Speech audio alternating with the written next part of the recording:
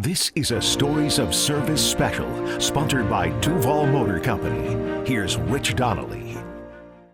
They are some of the best and bravest our country has to offer. Welcome to this First Coast News Stories of Service special. I'm Rich Donnelly. Jacksonville's Veterans Memorial Wall has the name of 1,700 brave men and women who gave their lives for our freedom. Over the course of this special, we will meet people who have dedicated their lives to protecting our freedom, as well as those who have launched a second career following their career in the military. Up first, we begin at Naval Station Mayport, where a lieutenant makes sure that the Navy's pilots are the best in the country. As she gets ready for a day of training, Lieutenant Cassie Smith, call sign Dory, remembers her first time flying a helicopter. It was definitely a wild experience. The first time you fly a helicopter, it's really all about flying. It's really all about learning to hover. So you're kind of going all over, you're all over the place. After 8 years in the Navy, Smith is now a pilot and instructor. Usually they're fleet squadrons, and then I also have one for my alma mater, Virginia Tech, Go Hokies. And she has plenty of wisdom to impart on her trainees. My first deployment was on a small ship, and we flew what's called Vampire, so we flew from 10 p.m. to 7 a.m. So all of my flights were at night, and it was in the Arabian Sea, so the sea state was typically pretty rocky. The actual platform of the ship is moving side to side and forward and back while you're actually trying to land, which can be challenging, especially at night when the sea state is very high. Smith says her trainees already know how to fly. She takes their knowledge to the next level. When they get here, it's about learning to fly their fleet aircraft, learning how to implement all the systems in our aircraft, and then it's also about integrating into the fleet and becoming a division officer. And she plans to make the Navy her career. I get to come here and fly and do what I love every single day, and then they're paying me to do it, so why not keep doing it for as long as I can? Lieutenant Cassie Smith says that she was given the call sign Dory as a nod to the Disney character from Finding Nemo. She says it's because she has a great attitude and is very friendly, but was, for a time, a little forgetful. Our journey continues at NAS Jax, where we meet someone who is considered mission essential to the Navy. Every Navy vessel is required to have 2 rescue swimmers before going out to sea, and we met the sailor who trains them. With that drop into the pool, class has begun. Long before anyone needs to be rescued in the open water, Operations Specialist 2nd Class Michael Pera trains rescue swimmers in the pool at NAS Jax. Here at Surface Rescue Swimmer School, we train them to basically save people in the water. What we train for here is for them to be ready for any scenario. Anything they can encounter when they're out in the fleet, whatever they can encounter in the water. This specific group of sailors are taking their final exams. And as a high-risk training instructor at one of the preeminent U.S. Navy rescue swimmer schools in the fleet, Pera makes his course difficult on purpose. It's a very stressful thing. When you see someone in the water, it's super stressful. But as a rescue swimmer here, we teach you the 12 basic steps of being a rescue swimmer. All with the purpose of saving lives. I take a lot of pride in training these people, training these candidates. That's why it's not an easy course, and I uphold to that standard. I don't make it an easy course. And he's doing what he loves.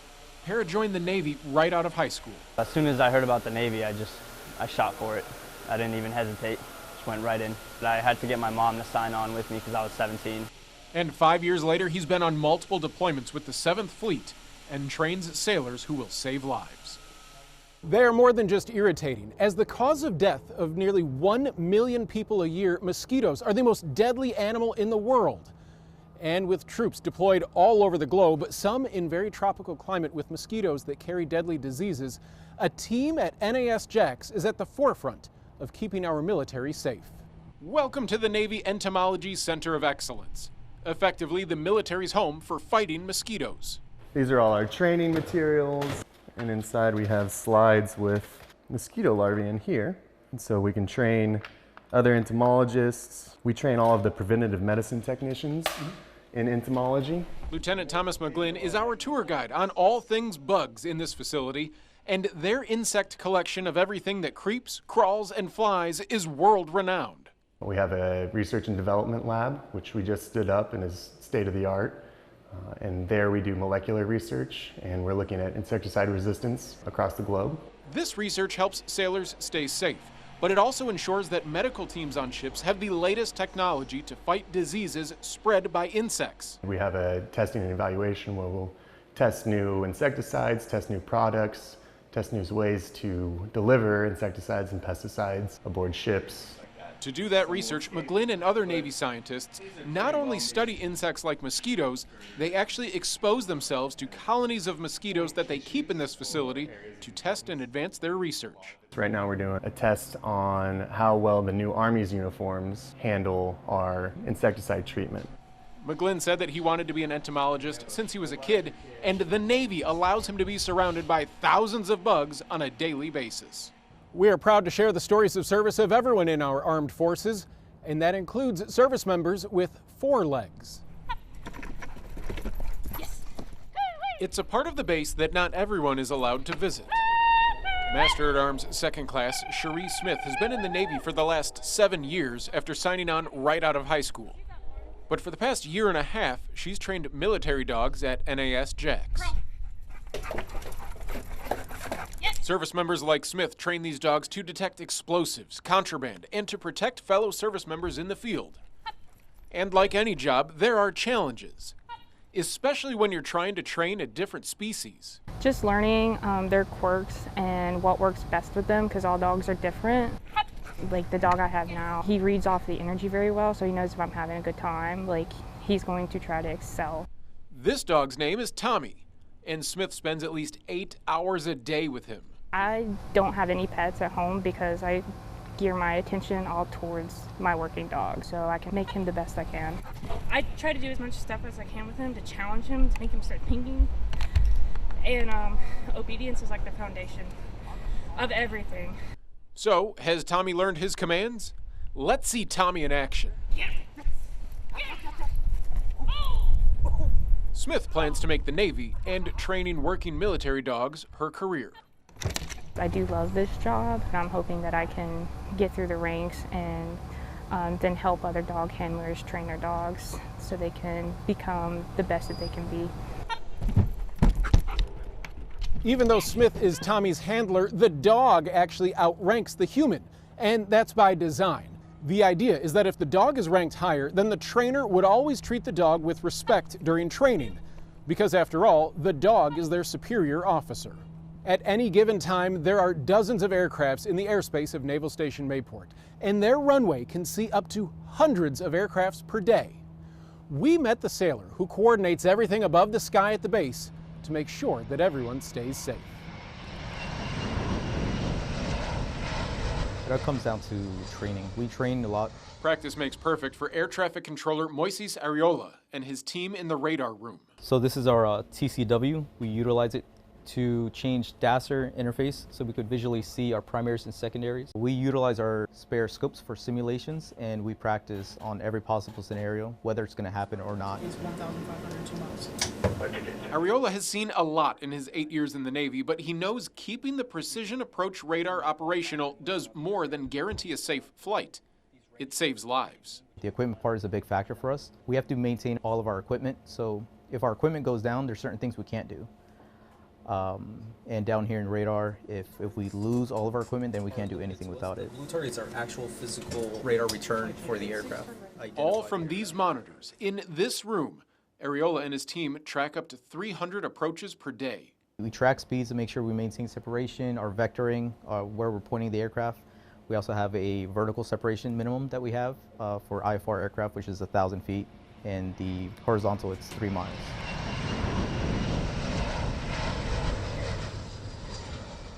More than 2 million service members live in the states of Florida and Georgia, and many of them live in our area of Northeast Florida and Southeast Georgia.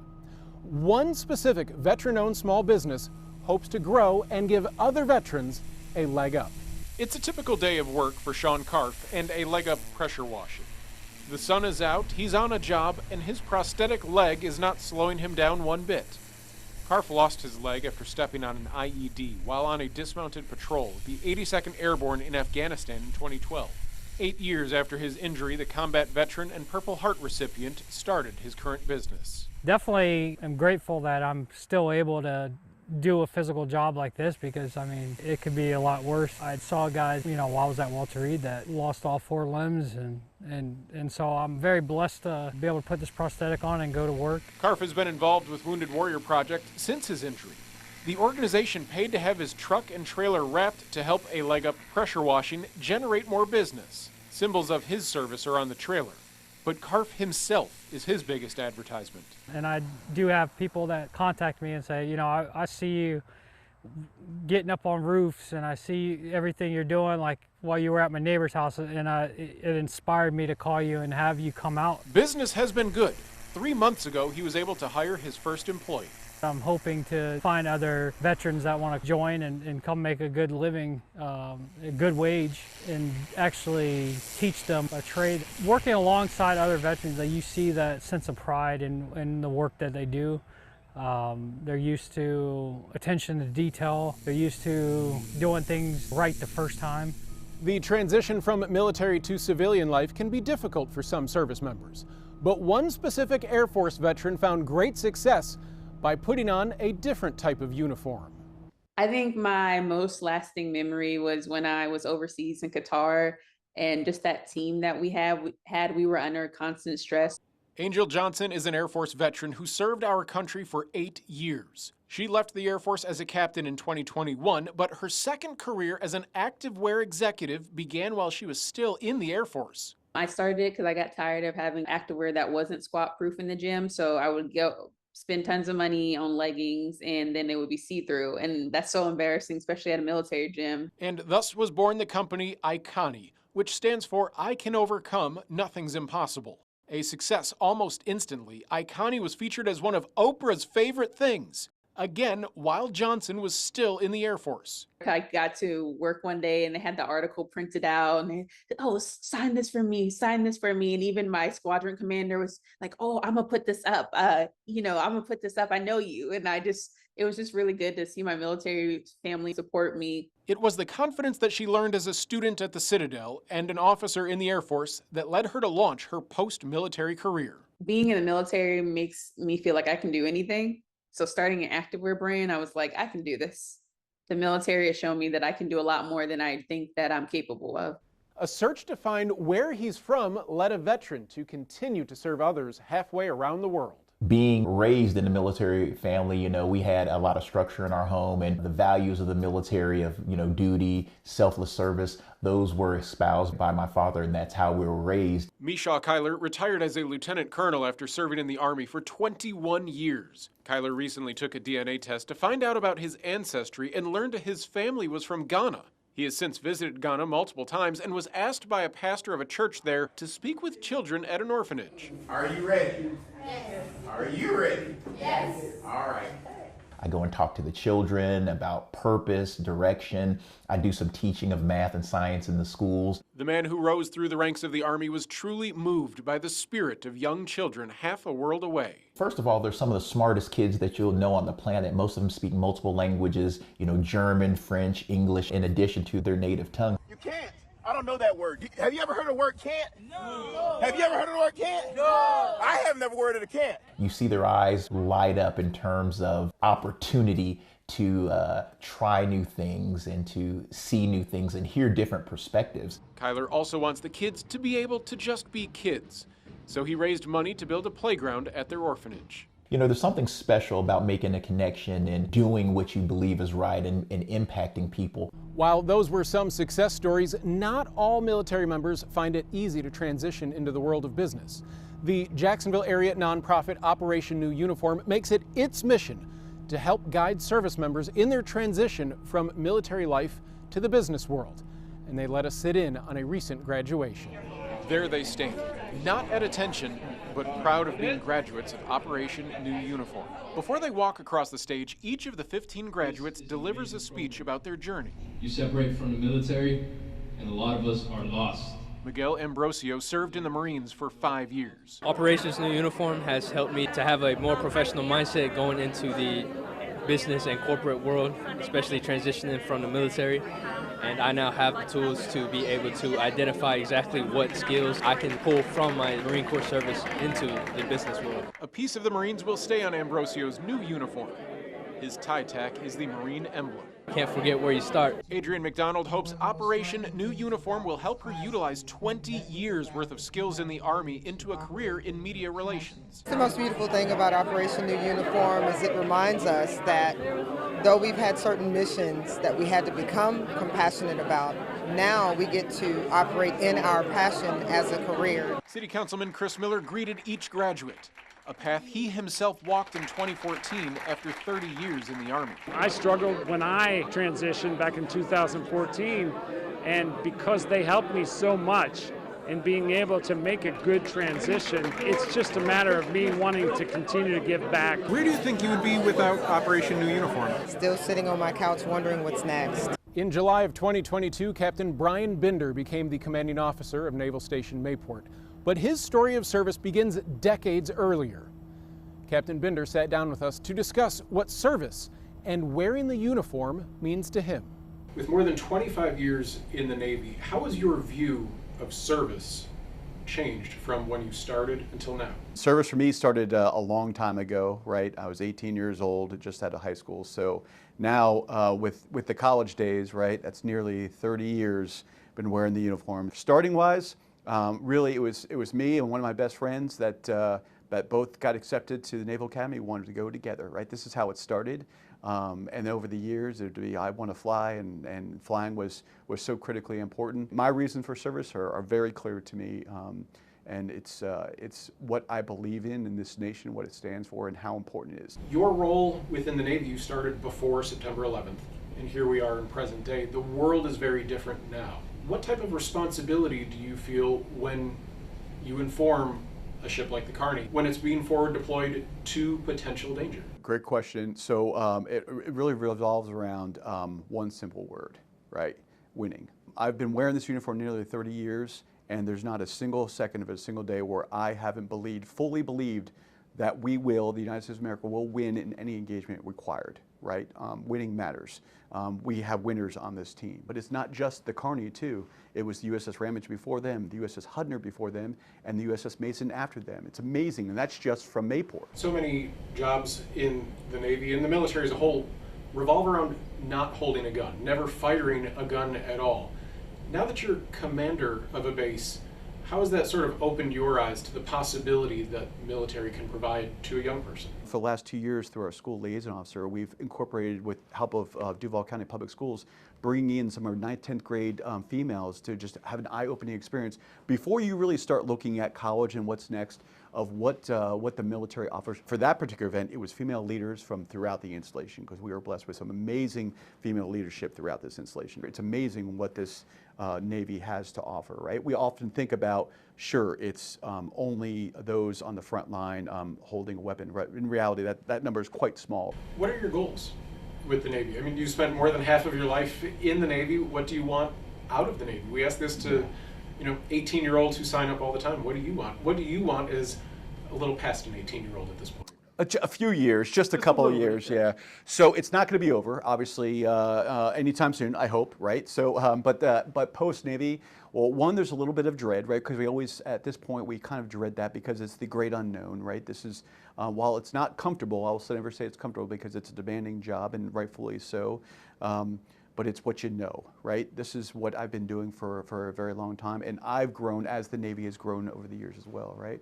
But what's post-Navy, there's so many opportunities that are out there that are exciting, right? Do I have it pinpointed to a certain way? But I will tell you that I'm not one to, at the retirement age, to then just sit on the porch and rock the chair. No. During the USS Stark Memorial, I remember you said that the Navy needs 40,000 plus sailors to enter its forces. What are the qualities that the Navy's looking for in those eventual 40,000 new sailors? Great question. Yep, 40,600 is the number this year, and so I will say that while it's daunting, and that's just for the United States Navy, and there's other services, and you're always competing, right? They're competing with for folks and wanting to join a service, and then what particular service, as all branches are critically important. I love how our CNO, our Chief of Naval Operations, is addressing this in the fact of, yes, we have our own recruiting commands, and that is a responsibility, right?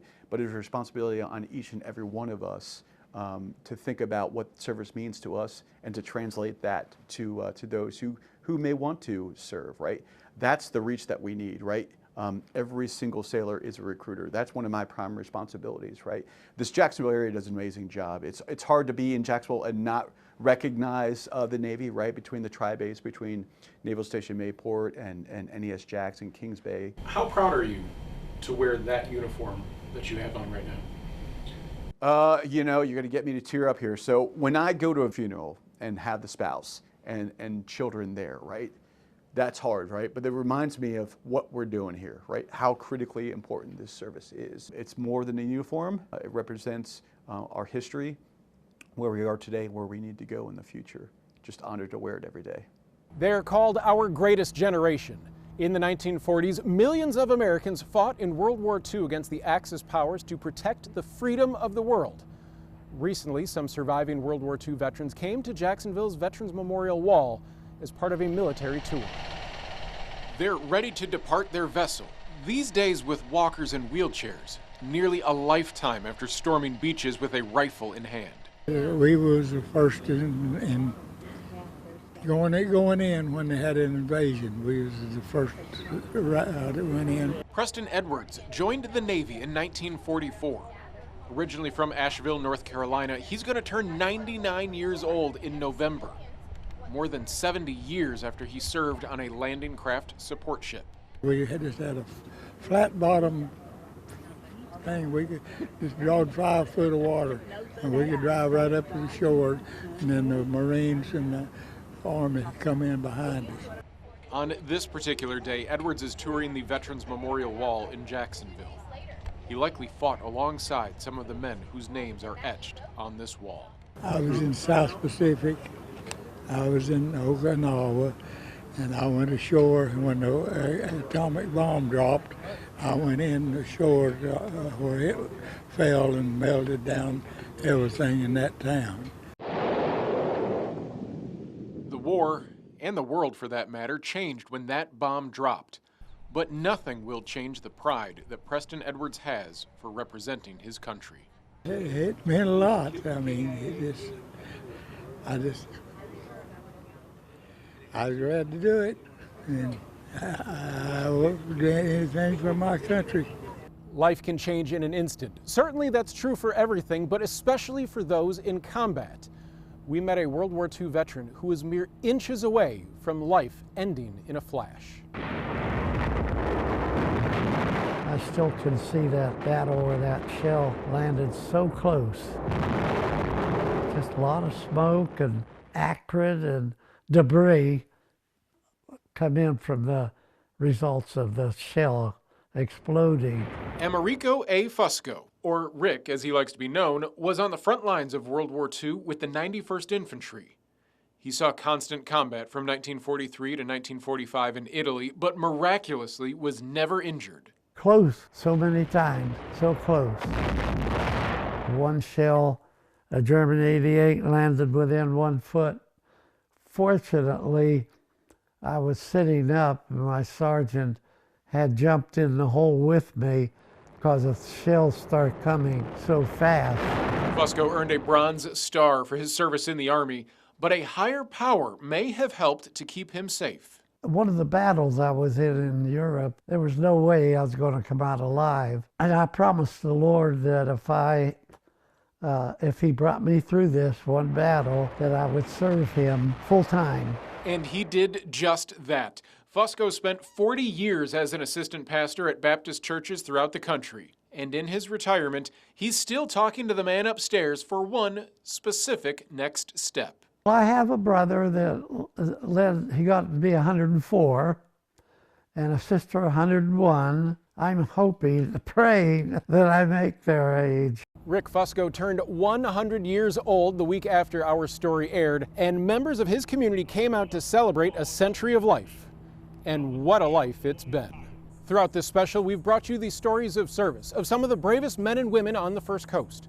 We now bring you the story of an Army veteran, in his own words, who was brave enough to ask for help. As a warning, there are graphic descriptions and images of war in this story. My grandfather immigrated to the United States, and he was actually at Pearl Harbor when the Japanese attacked. The effects of that day left him so in awe of American bravery that he made a rule that as long as the Lau family lives in the United States, every generation has to produce one child for the military. It was never a question in my mind. And at 17 and a half, I went off to basic training. I remember everything. It is the most vivid memory I have in my mind. It was market day in Maimana, Afghanistan, northern province of Faryab. Sapphire blue skies. I literally just said, this day cannot be going any better. And a 13-year-old male with 25 pounds of high-grade explosive wrapped around his torso, covered in ball bearings, walked into our patrol and detonated. There was a massive civilian loss of life on that day. But we lost 3 of America's bravest sons on that day. I was the closest one to that bomb that lived. And my right leg was almost blown off at the hip. My left leg was almost blown off at the knee. My hand was completely shredded. They took them about a year to rebuild it. Severe brain damage. Recovery for injuries like these will be for the rest of your life. They'll be every day of your life. Years after the bombing, while living in St. Simon's Island, Lau's minivan was totaled in an auto accident. I was just thinking, man, what are we gonna do?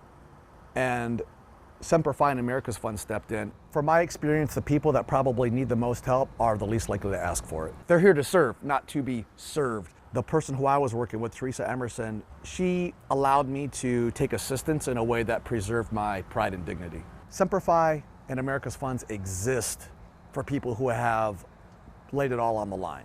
We end with a little bit of levity. Due to its military history and sizable veteran population, Jacksonville is a popular destination for reunions. Recently, the USS Davis held its annual reunion in Jacksonville, and let's just say, these stories were flowing. My dad spent 27 years in the Navy. I only spent 22. I didn't like it as much as he did. After his 22 years in the Navy, Larry Lewis retired as a Master Chief Petty Officer in 1987. And his most memorable moment came in Djibouti while stopping for fuel. I was sitting in the chief's mess, and they passed the word for duty weapons to come to Fantail. So I asked, I said, what's it about? And he said, Chief, you need to come back here. I said, this better be important. So I went back there, and here's 6 goats on the Fantail. The Somalian government presented the goats to the Navy as a token of appreciation for everything the Navy and the Davis had done while docked. Well, we couldn't tell them, to get those things off our ship. So I had to go back and build a goat pen.